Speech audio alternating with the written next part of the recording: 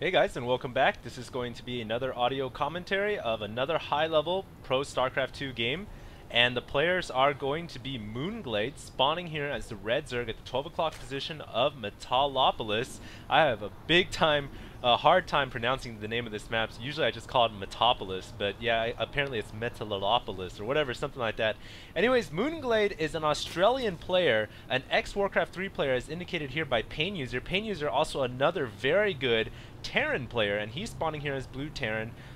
Pretty close to the Zerg actually, so this might be an advantage for the Zerg player. We'll see if he goes for some quick links. But what I do want to say is MoonGlade is a very good Australian Zerg player, and his background and roots is in Warcraft 3.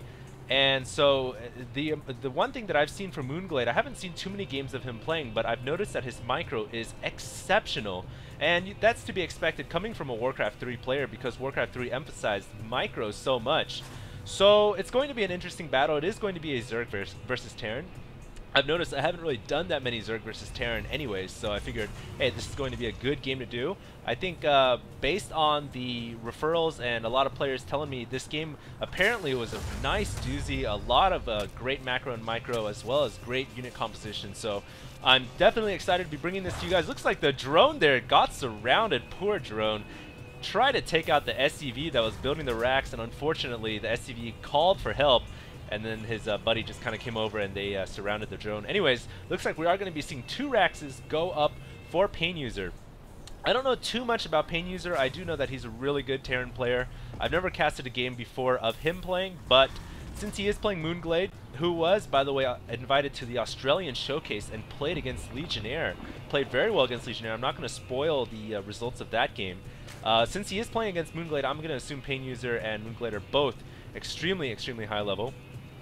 Looks like we do have a 14 pull going down for MoonGlade, and typically we do usually see a hatchery go up around right now, but it doesn't look like we're going to see a hatchery. We're just going to see one base play from MoonGlade. He's getting a queen right now, and no Zerglings. Interesting. So queen first into hatchery. Okay. I feel like if he had done 14 pull and then hatchery before the spawning pool had morphed, he would have been able to still get the queen at the same time.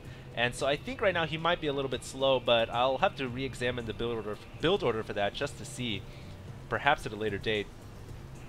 But of course, StarCraft 2, being that it is in beta, there aren't that many build orders that are really solidly played out yet, that people really know about. It's still a game very much of testing, of trying out different strategies, and so definitely nothing is set in stone yet. It looks like PainUser was trying to move out there, but MoonGlade does have a couple of lings, and he definitely doesn't want to let those Zerglings get into his base and start, harassing these SCVs, especially not the mules. Mules are really valuable units. And we have a, what the heck, a command center being built in the middle of nowhere, kind of blocking off the intersection. This right here is against the law. It'd be funny to see like a cop pull up here and write the command center and the SCV a ticket, but that is a weird position to put the command center. Of course, the command center can always lift off and reposition itself. I would expect PainUser to grab the gold here, which is definitely a bold move.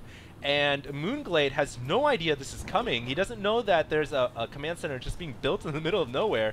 And of course, being that it's not at the natural, and I'm assuming it's going to go straight for the gold, PainUser is soon probably going to have a lot more increased income, because keep in mind, gold minerals do return 7 per trip instead of 5. Meanwhile, we are seeing 3 Raxes being built. No add-ons yet for the Raxes. Really interesting so far. This Overlord here, I think MoonGlade wants to, what he wants to do is kind of sacrifice the Overlord. Players don't do this enough as Zerg. It's a good idea to just run the Overlord in there, especially when they have speed. They're kind of useless without speed, but run it in and see exactly what's going on. So I think that's exactly what MoonGlade's doing. And if he sees these 3 Raxes, then he's definitely probably going to throw up a lot of spine crawlers. Let's see how many he's got right now. He's got 1 at his main and 2 at his natural, so already plenty of spine crawlers. 4 spine crawlers. Almost feel like he's kind of overreacting. Perhaps he saw the Raxes earlier or something. And although this Overlord is going to die, I think it was critical, because I believe, let's go ahead and select one of these units. He's even setting another one in. Yes, he did see 3 Raxes up, and considering that all he knows so far at this point is that PainUser's playing off 1 base, I think MoonGlade is kind of assuming, hey, the Terran player is going for an all-in rush here. Little does he know, though, that the gold has begun mining. So MoonGlade here is playing kind of in the dark. And look, he even says, what the F? What is going on here? Are you just trying to cheese me and go 4 racks? He doesn't see the 4th racks yet. Now he does. He's going to definitely throw up a lot of spine crawlers. 6 spine crawlers going up here. And if he only knew about this base, let's see. Oh, it's so close. His vision is so near. If he only knew about this base going up, then he would know that indeed there aren't any, you know, this 400 minerals that was used for this command center could have been 8 more Marines, but instead there isn't going to be 8 more Marines, so it isn't going to be an all-in rush. And so MoonGlade has wasted a lot of drones on these spine crawlers, and MoonGlade is down a little bit economically compared to what he could have been. And look at this, he's even getting a Baneling's Nest, really worried about an all-in Marine infantry push here. And so I'm going to assume as soon as these Zerglings come out, we're going to see a lot of Banelings, so many spine crawlers. What is this, turret defense? That's something for Warcraft 3 players right there.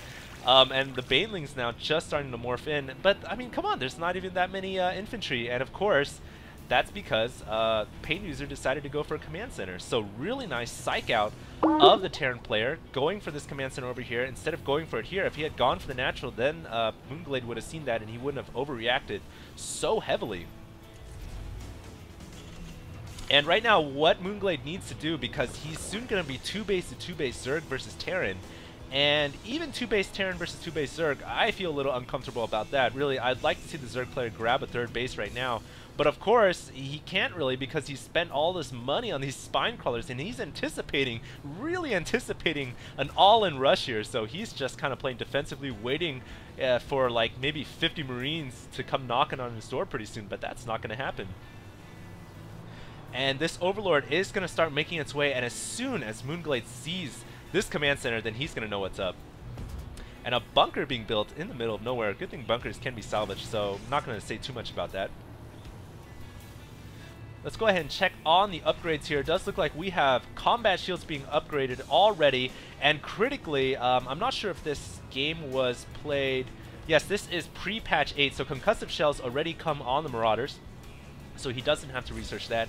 Now the Overlord comes in range of the gold. Now MoonGlade knows what's up, and it'll be interesting to see if he's going to push out or if he's going to grab an expansion. He is going to grab an expansion, so wisely played here. But look at this, he runs straight into the bunker.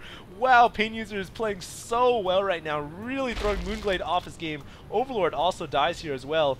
And PainUser grabbing another expansion. Right now, I would say PainUser hugely ahead in the game, simply because he's gonna be soon have 3 bases over the Zergs too.